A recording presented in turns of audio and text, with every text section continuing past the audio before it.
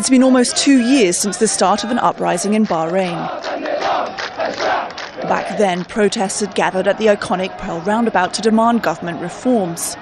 That mass demonstration ended violently, and the roundabout was knocked down. But the unrest continued with smaller protests, and they've become more and more frequent in the run-up to the February 14 anniversary. There have been numerous attempts at talks between al-Wafaq, the largest opposition group of Shia Muslims, and Bahrain's Sunni leadership, but with limited success.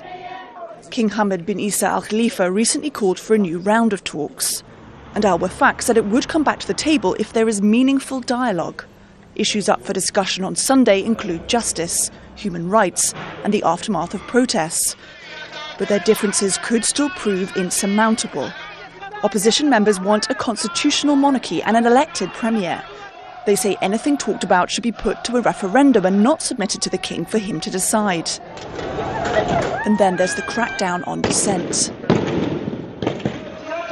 International human rights groups say more than 80 people have been killed in protest-related violence. There have been dozens of arrests, jail sentences, and allegations of torture by security forces.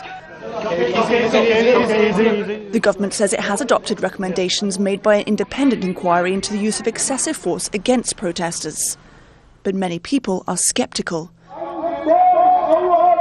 They still feel that being seen on the streets is the only way to get any real change in Bahrain.